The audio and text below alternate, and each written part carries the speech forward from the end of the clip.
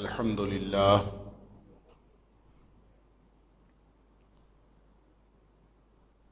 لله نحمده ونستعينه ونستغفره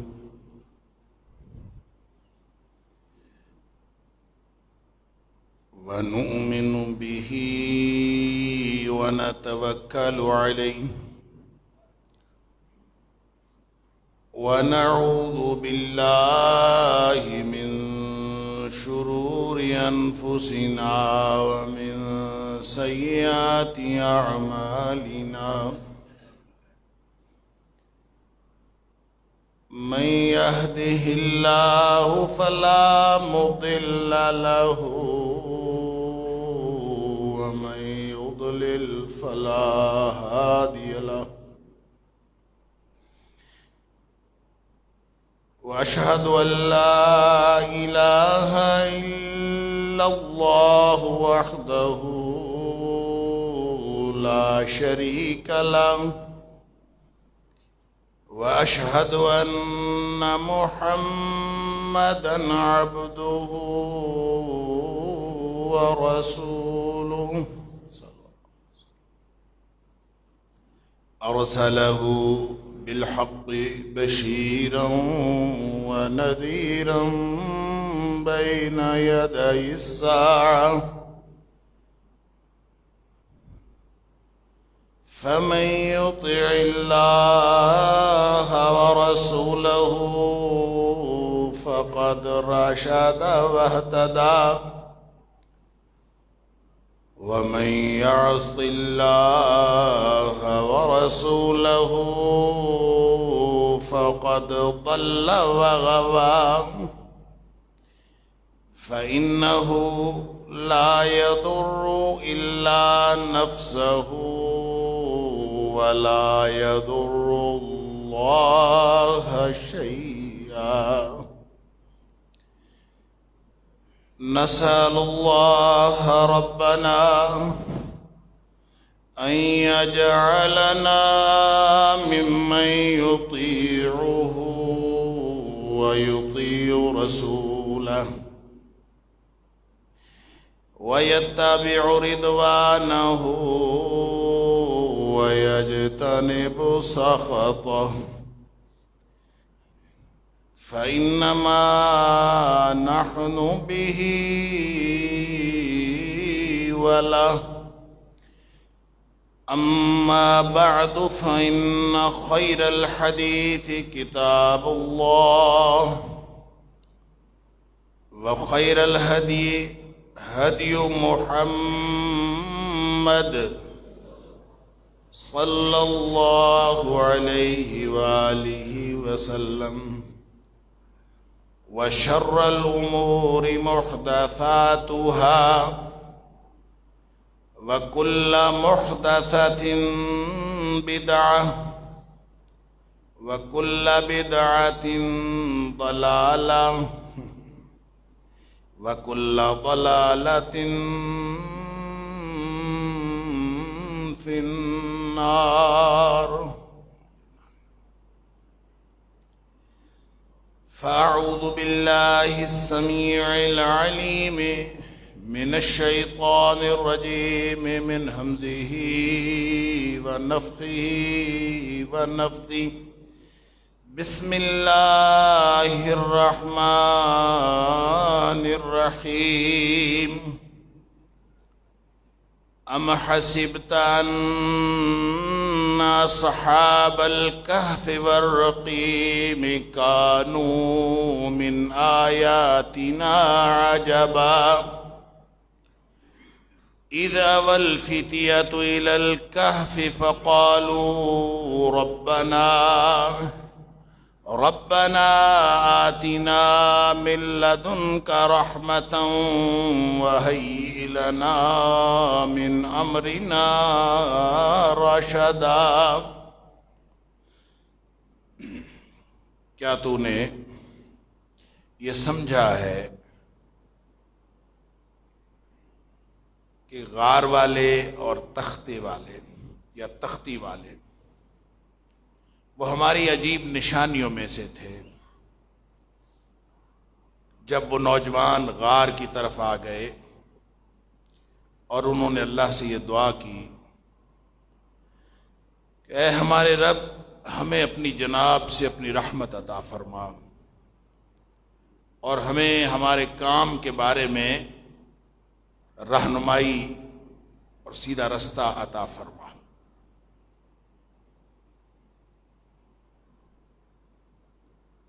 اللہ کریم نے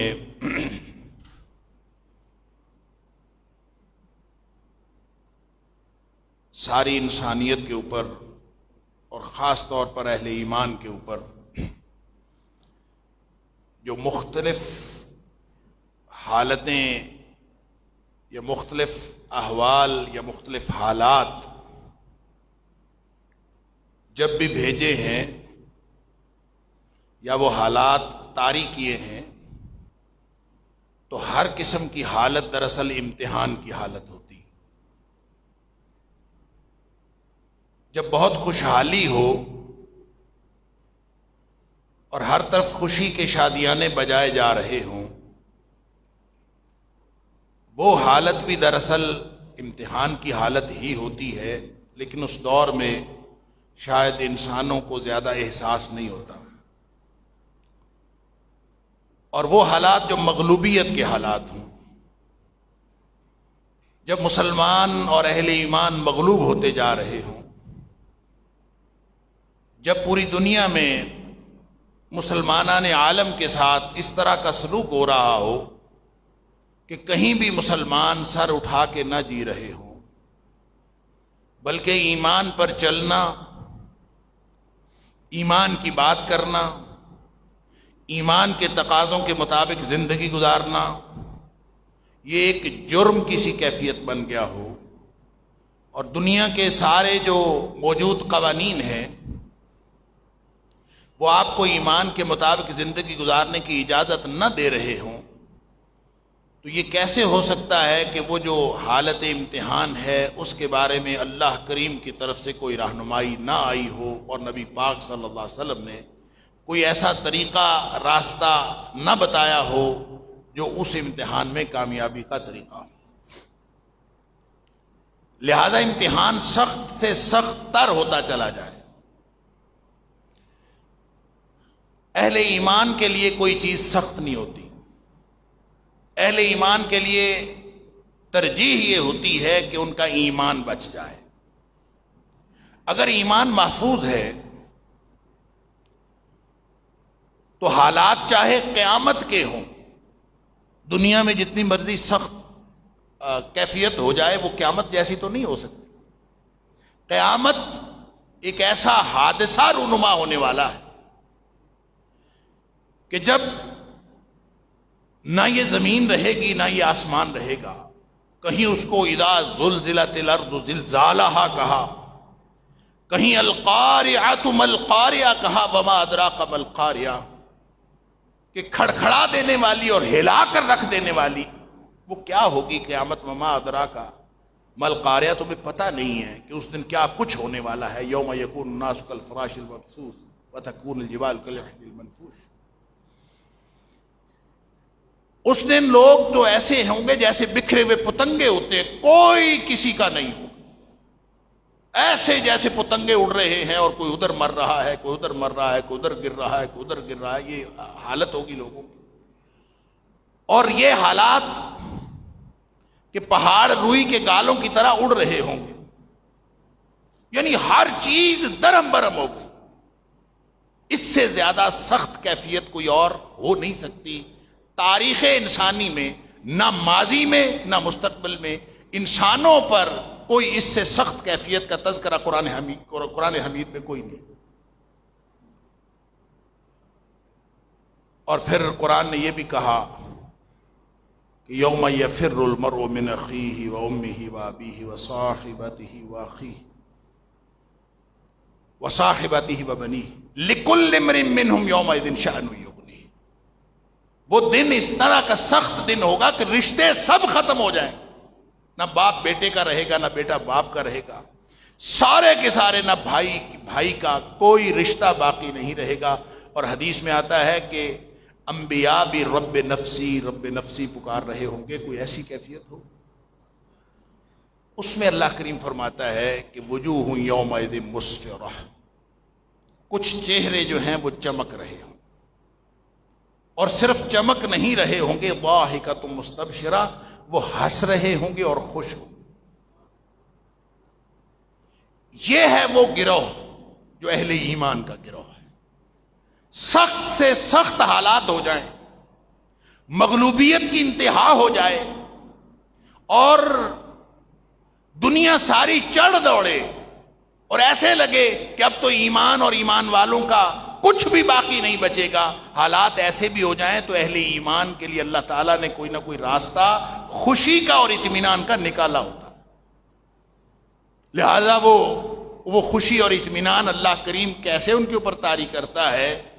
اگر ایمان محفوظ ہو تو اللہ تعالیٰ کا وعدہ ہے کہ میں تمہاری مدد کروں، اور اگر اللہ مدد کر رہا ہو، ان ینصرکم اللہ فلا غالب لکم، اللہ تمہارے اوپر مدد کر رہا ہو تو تمہارے اوپر کوئی غالب آ سکتا ہی نہیں. وَإِن يَخْذُلْكُمْ، اگر اللہ ہی تمہیں چھوڑ جائے، تمہاری حالت ایمانی ایسی کیفیت ہو کہ تم ایمان کی حفاظت نہ کر سکے اور اللہ تمہیں چھوڑ گیا. کیوں؟ خود اللہ کریم نے یہ وعدہ کیا ہے کہ وَأَنْتُمُ الْأَعْلَوْنَ إِن كُنتُم مُؤْمِنِينَ، تم اپنے ایمان کی حفاظت کرو، عروج، ترقی، کامیابی وہ تمہارا مقدر ہے، وہ تمہیں مل کے رہے. لہذا اصل معاملہ ایمان کی حفاظت کا ہے. ایمان بچ گیا تو سمجھ لیجیے ہر چیز بچ گئی. مثال اللہ کریم نے یہاں پہ دی ہے. میں نے گزشتہ جمعے میں بھی آیت آپ کے سامنے تلاوت کی تھی، بلکہ یہ 2 آیات آپ کے سامنے تلاوت کی تھی. آیت نمبر 9 اور آیت نمبر 10 سورہ کہف. یہ اہل ایمان کے لیے ایک بہت بڑی خوشخبری ہے. خوشخبری اس لیے کہ اس حادثے سے پہلے جو حادثہ قیامت کا رونما ہونے والا ہے، وہ تو آخرت میں جا کے رونما ہونا ہے. وہ تو جب رونما ہو جائے گا تو یہ دنیا ختم ہو جائے گی. اس دنیا کی زندگی میں نبی اکرم صلی اللہ علیہ وآلہ وسلم نے فرمایا کہ آدم علیہ السلام کی تخلیق سے لے کر قیامت کے وقوع پذیر ہونے تک تاریخ انسانی کا اور روئے زمین کا سب سے بڑا فتنہ دجال کا فتنہ. اور وہ فتنہ اللہ اکبر، پتہ نہیں کیسا فتنہ ہوگا. ہم تو آج کل کے فتنوں سے ان کے آگے خس و خاشاک کی طرح بہتے چلے جا رہے. ہمارا تو ان سے مقابلہ نہیں ہو پا رہا. ہم اپنے اندر وہ قوت محسوس نہیں کر رہے کہ جو اس دجالی دور کے جو چھوٹے چھوٹے فتنے ہیں ہم ان کے سامنے خس و خاشاک کی طرح بہتے چلے جا رہے ہیں. ہمیں تو سمجھ نہیں آ رہی. اور سارے مسلمان اللہ ماشاء اللہ، کوئی انفرادی طور پر یا اجتماعی طور پر مغلوبیت ہے کہ ختم ہونے کا نام نہیں لے. تو نبی اکرم صلی اللہ علیہ وسلم نے فرمایا جو تاریخ انسانی کا بدترین فتنہ ہے، سب سے بڑا فتنہ، آدم علیہ السلام کی تخلیق سے لے کر قیامت کے وقوع پذیر ہونے تک جو سب سے بڑا فتنہ ہے وہ دجال کا فتنہ. اس قدر ڈرے صحابہ کرام. اللہ کے رسول کیسے اس کا مقابلہ کیسے کریں؟ فرمایا میرے ہوتے ہوئے آ گیا تو میں خود تمہارے ساتھ ہوں، اس کا مقابلہ میں تمہاری طرف سے کر لوں. اور اگر میرے بعد آیا تو پھر تم میں سے ہر شخص اپنا ذمہ دار، پھر اپنے تحفظ کا انتظام خود کرو. اگر کر لیا تو بچ جاؤ گے. اور انتظام کرنے کے لیے چند ٹپس نبی پاک صلی اللہ علیہ وسلم دیے ہیں. اس میں سے ایک ٹپ یہ ہے کہ آپ نے فرمایا سورۃ الکہف پڑھا کرو، سورۃ الکہف کا مطالعہ کیا کرو. ایک تو سورۃ الکہف کا فائدہ یہ ہوتا ہے کہ اگر جمعہ کے دن پڑھ لی جائے تو نبی اکرم صلی اللہ علیہ وسلم فرمایا اللہ تعالیٰ سورۃ الکہف کا جمعے کے دن تلاوت کرنے والے کو ایک نور عطا فرما دے. وہ نور ایسا ہے کہ جو اگلے جمعے تک اس کو کافی ہو جاتا ہے. اب اس نور سے کیا مراد ہے؟ وہ ہدایت کا نور ہے، وہ روشنی ہے، وہ آپ کو راستہ بتانے کے لیے کام آتی ہے، وہ آپ کو مغلوبیت سے نکلنے کے لیے کام آتی ہے، وہ آپ کو مشکل ترین حالات میں راستہ دیتی ہے، وہ کس قسم کا نور ہے؟ نبی اکرم صلی اللہ علیہ وسلم نے اس کی ڈیفینیشن نہیں فرمائی، آپ نے صرف یہ فرمایا کہ اہل ایمان جو سورہ کہف کی تلاوت کریں گے اللہ تعالیٰ ان کو نور عطا فرمائے، اور یہ بھی فرمایا کہ یہ نور اگلے جمعے تک کام دے گا۔ تو اس کا مطلب ہے کہ اگلے جمعے سے پہلے جتنی مشکلات آئیں گی اللہ تعالیٰ اس میں سے نکلنے کا کوئی نہ کوئی راستہ بتا دے، اور اس کا مطلب ہے اگلے جمعے پھر پڑھ لے گا، پھر تلاوت کر لے گا۔ تو اگر ہر جمعے تلاوت جاری ہے تو اللہ کی طرف سے نور ہدایت اس کو ملتا رہے۔ گویا ایمان کی حفاظت کا ایک ذریعہ یہ بھی ہے۔ پھر خاص طور پہ نبی پاک صلی اللہ علیہ وسلم نے پہلی 10 آیات کی بات فرمائی کہ جو پہلی 10 آیات کو پڑھے گا وہ دجال کے فتنے سے محفوظ رہے گا۔ اور پہلی 10 آیات پڑھنے کا مطلب یہ نہیں ہے کوئی سکھ عیسائی بھی پڑھ لے گا تو وہ محفوظ رہے گا، ظاہر سی بات ہے اس کو پڑھے گا اور اس کی تعلیمات پر ایمان رکھے گا اور اس پر عمل کرے گا تو ہی بچے گا نا۔ اس میں کیا لکھا ہے؟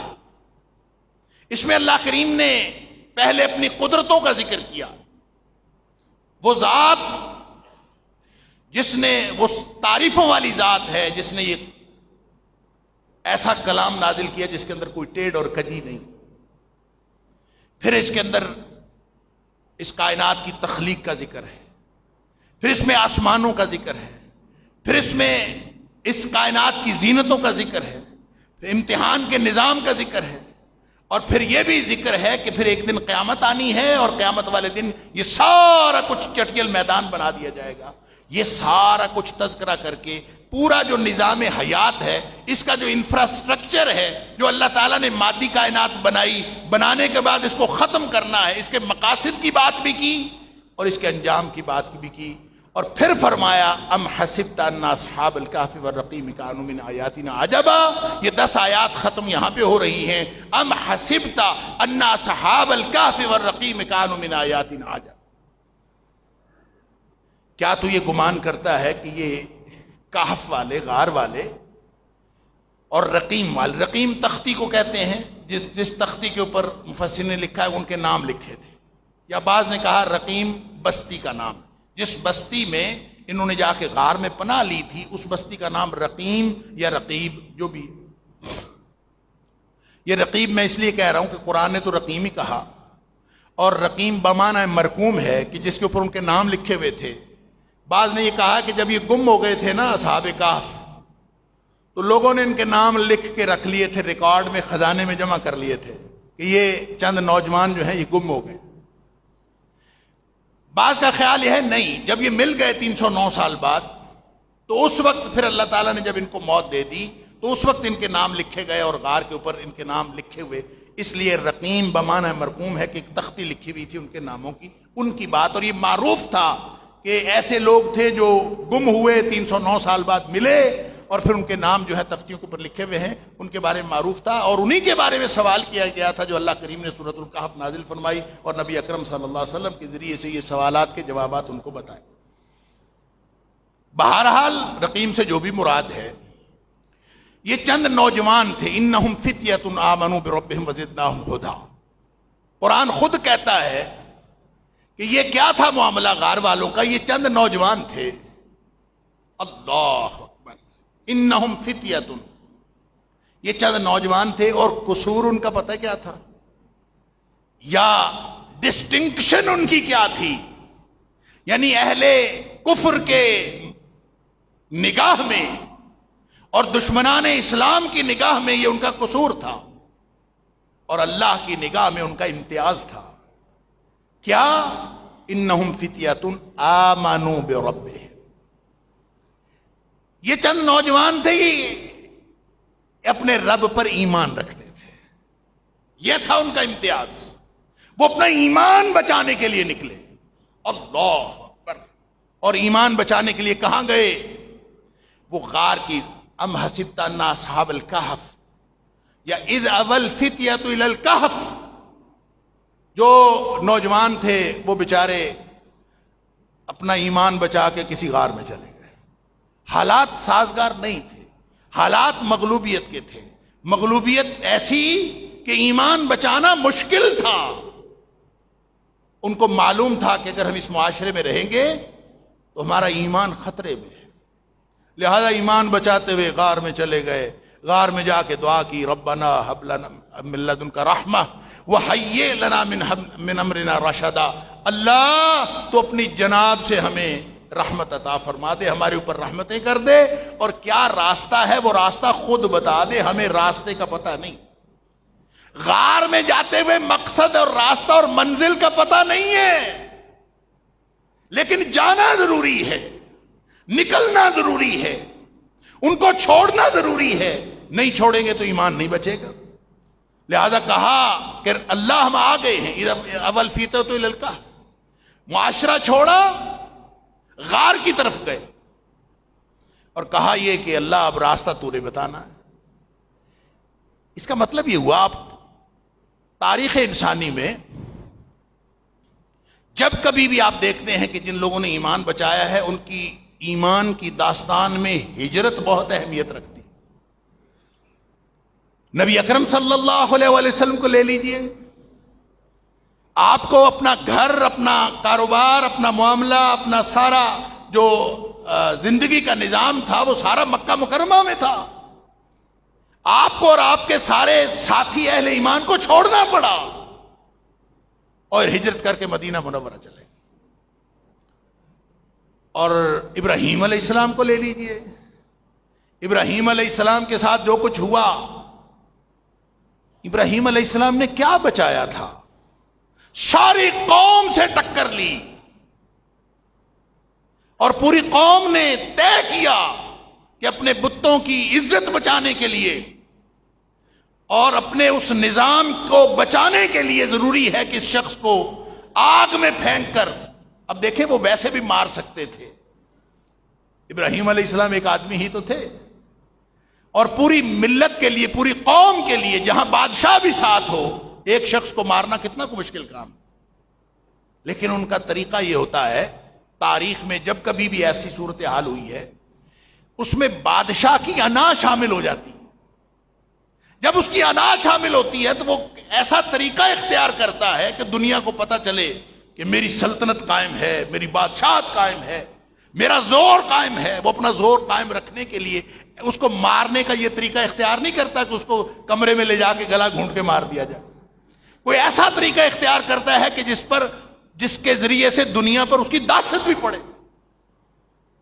آپ بخاری شریف میں وہ جو چھوٹے ایک لڑکے کا بیان ہے, نبی پاک صلی اللہ علیہ وسلم نے اس لڑکے کی کہانی سنائی جس کو بادشاہ تو جادوگر بنانا چاہتا تھا, لیکن وہ کسی راہب کے پاس بیٹھتا تھا. اس نے جو اللہ کے دین کا علم حاصل کر لیا اور پھر جب اس کو سمجھ آئی کہ یہ اللہ کا دین سچا ہے تو وہ بچہ اس قدر ایمان والا بنا کہ اللہ نے اس کو مستجاب الدعوات بنا دی.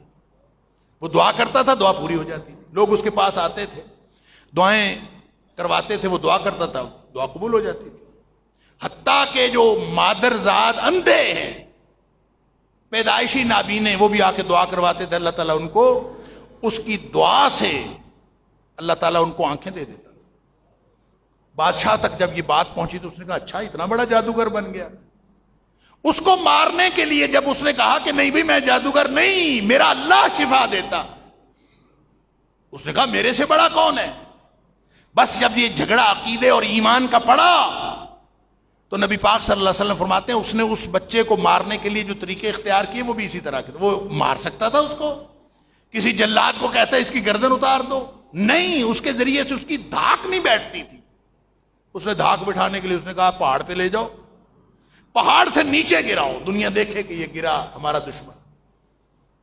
پہاڑ پہ لے گئے, اس کو گرانا تھا, پہاڑ ہلا.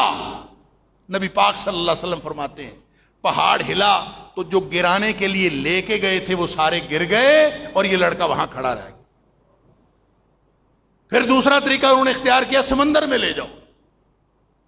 سمندر میں لے جا کے اس کو کشتی میں عین سمندر کے درمیان جا کے اس کو سمندر میں پھینک. یہ پروگرام بنا. جب سمندر کے عین درمیان میں گئے, طوفان آیا, کشتی ہلی, جو اس کو گرانے کے لیے گئے تھے وہ سارے سمندر میں گر گئے، یہ اکیلا پھر واپس آ گیا۔ بالکل اسی طرح حضرت ابراہیم علیہ السلام کو بھی مارنے کے لیے انہوں نے کہا ایک آگ کا لاؤ اور اس میں اس کو جلاؤ، حرقوہ وانصروا آلہتکم، اس کو جلاؤ، ایک آگ کا الاؤ ہو، اس کے اندر اس کو پھینکو، ساری دنیا دیکھے، اس طرح تمہارے معبودوں کی مدد ہوگی، تمہارے معبودوں کی عزت اس طرح سے بچے گی، ان کی جو سبکی ہوئی ہے، ان کی جو ذلت رسوائی دیکھنی پڑی ہے وہ اس طرح بچے گی کہ اس کو وہاں پہ، لہذا انہوں نے آگ کا الاؤ کیا۔ اور دیکھیں یہ ہمیشہ یہ ایک کہانی ہے، آپ اہل ایمان کی داستان نبی اکرم صلی اللہ علیہ وآلہ وسلم سے نہیں بلکہ سارے انبیاء کی داستان دیکھیں گے تو آپ کو اسی طرح کے دشمنان اسلام ملیں گے اور اسی طرح ایمان کی ایک داستان ملے گی۔ اللہ اکبر۔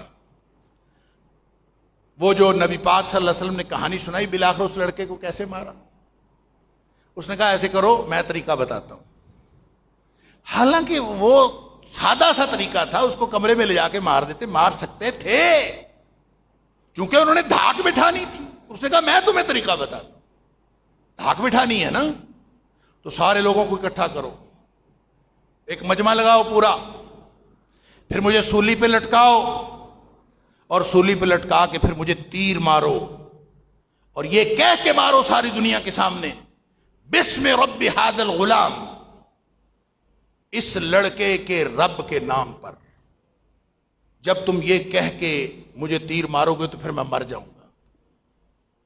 بادشاہ نے سوچا اس طرح تو دھاک بٹھانے کا بڑا موقع ہے، وہ جو کام ہم کرنا چاہتے تھے ساری دنیا اکٹھی ہوگی سب کے سامنے، تو یہ تو اور بھی بڑا مزہ آئے گا، لہذا اس نے سب لوگوں کو اکٹھا کیا، اکٹھا کر کے جب پورا مجمع لگ گیا اس کو سولی پہ لٹکایا گیا، بسم رب ھذا الغلام کہہ کے تیر مارا گیا، اس لڑکے کی گردن پر تیر لگا، نبی پاک صلی اللہ علیہ وسلم فرماتے اس کی گردن لٹک گئی، وہ بچہ اپنی جان آفرین کے سپرد کر گیا، لیکن اس کا نتیجہ یہ نکلا کہ جتنے لوگ آئے تھے ان سب نے اعلان کر دیا ہم بچے کے رب پر ایمان لاتے ہیں،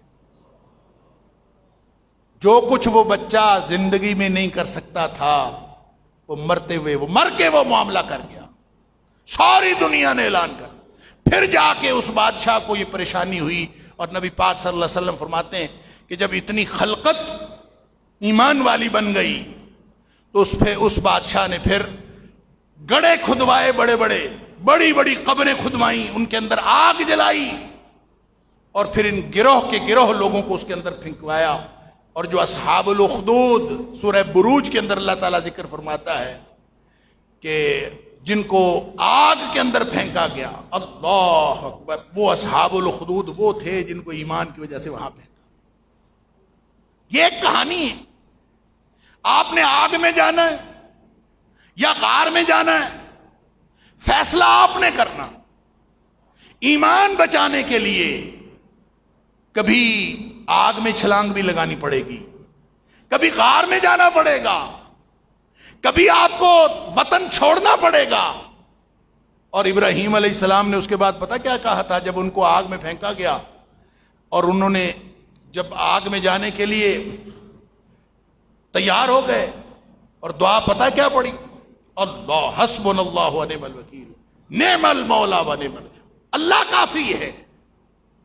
جب اللہ کافی ہے تو پھر اللہ کافی ہو گیا۔ یا نار کونی بردم و سلاما علی ابراہیم، ابراہیم پر سلامتی والی اور ٹھنڈی بن جا۔ آگ نے نہیں جلایا، سارا الاؤ ضائع گیا، سارا انتظام ضائع گیا، کئی مہینوں کی محنت ضائع گئی۔ اس کے بعد ابراہیم علیہ السلام کہتے ہیں قال انی ذاہب الی ربی سیہدی۔ یہاں ہم واقعہ پڑھ رہے ہیں اصحاب کہف کا۔ اصحاب کہف کہتے ہیں ربنا ہب لنا من لدنک رحمہ وہیئ لنا من امرنا رشدا۔ اللہ ہم غار میں جا رہے ہیں، منزل کا کوئی پتہ نہیں، ہم جا رہے ہیں یہاں سے، اذ اوى الفتية الى الكهف، غار کی طرف گئے، منزل نامعلوم، کہاں جانا تھا، کیا ہوگا کیا نہیں ہوگا، غار میں جا کے کیا ہونا ہے، غار سے آگے کوئی رستہ ہے کہ نہیں، زندگی کہاں گزرے گی، کیسے گزرے گی، گھر چھوڑ دیا، مال و اسباب چھوڑ دیا، ماں باپ چھوڑ دیے، سب کچھ چھوڑ دیا، منزل کیا ہے؟ وَهَيِّئْ لَنَا مِنْ أَمْرِنَا رَشَدًا، اللہ منزل تو نے عطا فرما، ہمیں منزل کا پتہ نہیں، نامعلوم منزل ہے، نکل کھڑے ہوئے ہیں۔ ابراہیم علیہ السلام نے بھی یہی کیا۔ اللہ اکبر۔ قال انی ذاہب الی ربی، لوگوں سن لو، اب میں اپنے رب کی طرف جا رہا ہوں، رب کی طرف جا رہا ہوں، کوئی آسمانوں پہ چڑھ رہا ہوں؟ اللہ اکبر۔ اسی زمین پہ رہنا ہے، اللہ نے اسی زمین پہ رہنے کے لیے بھیجا ہے، جب تک اس نے زندگی لکھی ہے یہی رہنا۔ جب نبی پاک صلی اللہ علیہ وسلم فرماتے ہیں جب بہت زیادہ مسئلہ ہو نا، کسی کو بیماری آ جائے، تکلیف آ جائے، اس دنیا سے اکتا جائے، بندہ اس زندگی سے اکتا جائے، پھر بھی موت کی دعا نہ کرے۔ کیوں؟ اس نے زندگی عطا کی، یہ نعمت ہے، اور یہ کتنا عرصہ نعمت چلنی چاہیے وہ جانتا ہے، لہذا دعا یہ کیا کرو، اللہم احینی ما کان حیاتا خیرا، اللہ مجھے اس وقت تک زندہ رکھ جب تک یہ زندہ رہنا میرے لیے بہتر ہے، اور جب موت میرے لیے بہتر ہو تو مجھے موت عطا کر دینا۔ کیا بہتر ہے وہ جانتا ہے، کیا ضرورت ہے موت مانگنے کی، اللہ جب تک زندگی بہتر ہے مجھے زندگی عطا فرما۔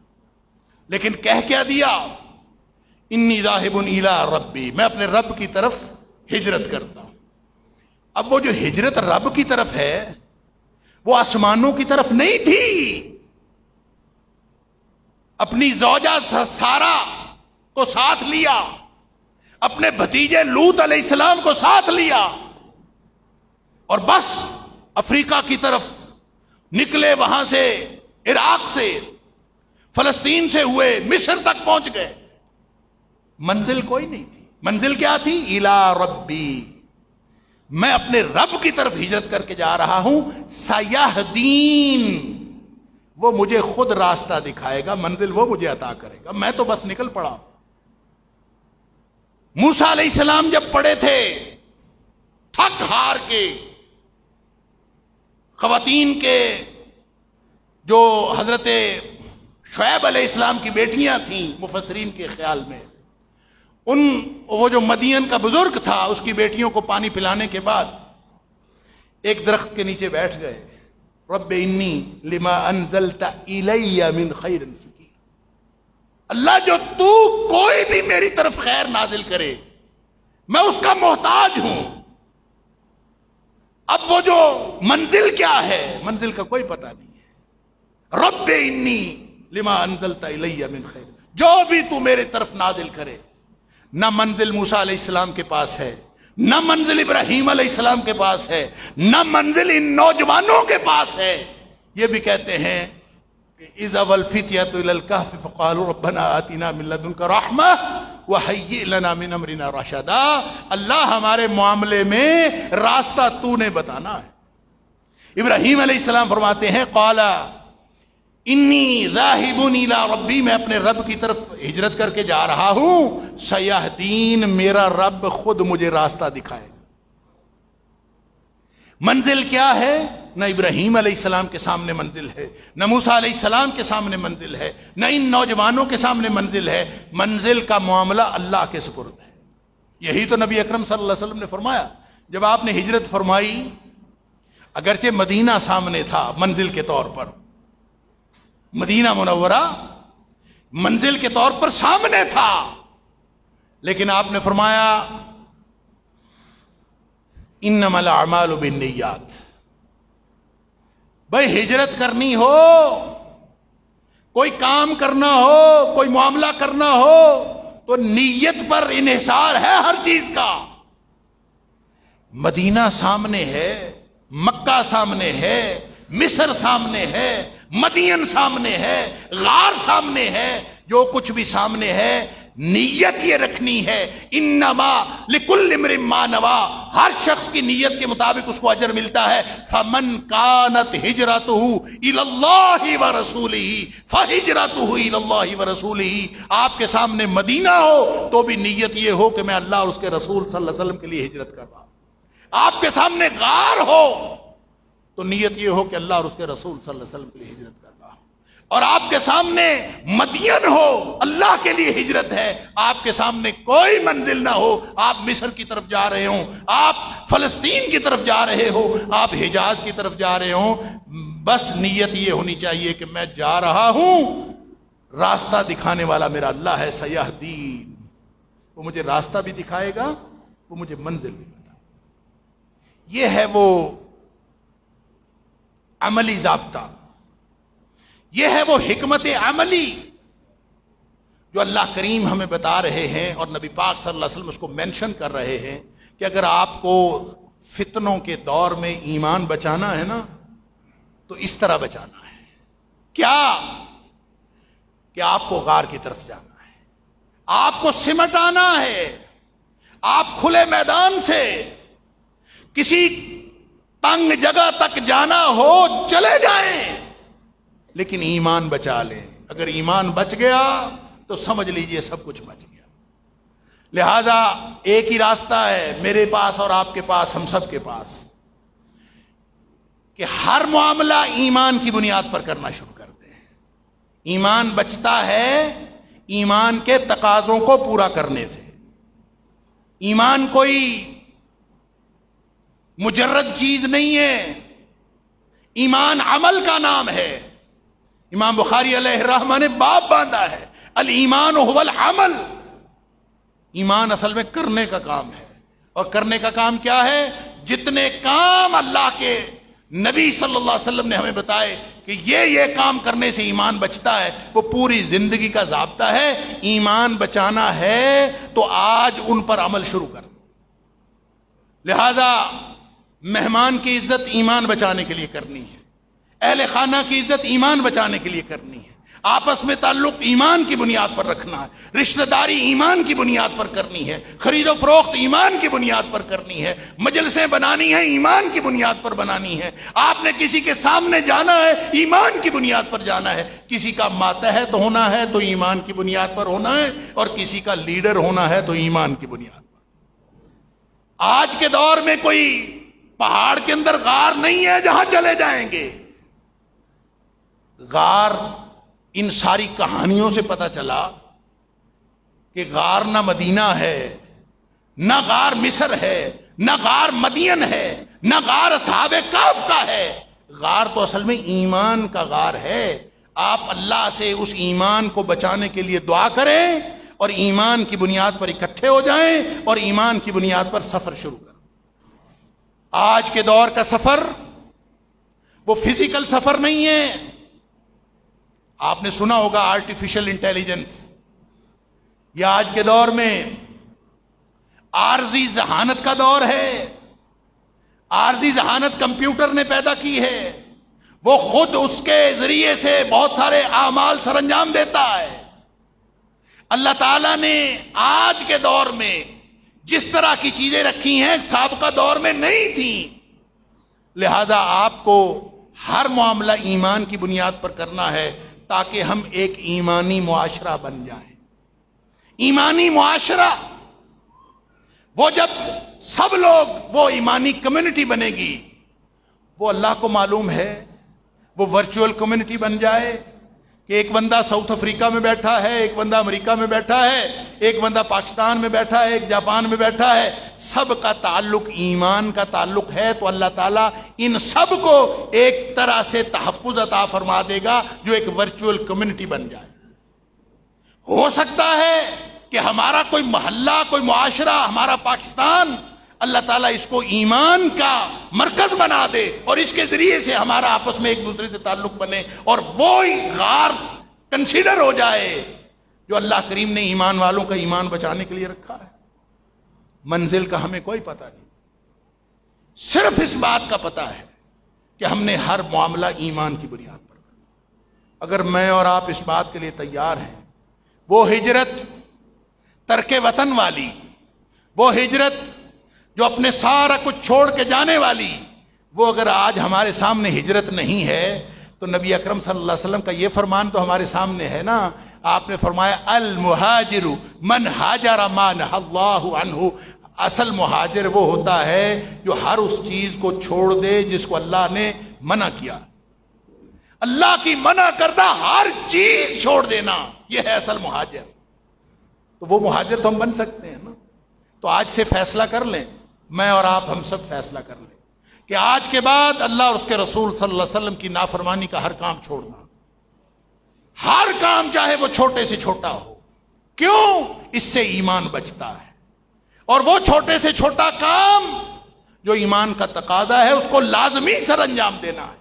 انشاءاللہ اللہ تعالی ہم سب کو ایک ایسی منزل عطا کر دے گا اگر ہم ایمان بچانے کے لیے نکلیں گے اور ربنا ہب لنا من لدنک رحمہ وہیئ لنا من امرنا رشدا یہ دعائیں کرتے ہوئے نکلیں گے. اور ابراہیم علیہ السلام کی طرح قال انی ذاہب الی ربی سیہدین، ہم نے اپنے رب کی طرف ہجرت کرنے کا اعلان کر دیا ہے. منزل وہ ہمیں عطا فرمائے گا. اور وہ ہجرت کیا ہے؟ گناہوں کو چھوڑنے کی ہجرت ہے، نیکیوں کو کرنے کی ہجرت. اللہ تعالیٰ مجھے اور آپ کو قرآن و سنت کی سمجھ اور اس پر عمل کی توفیق عطا فرمائے. وآخر دعوانا الحمدللہ.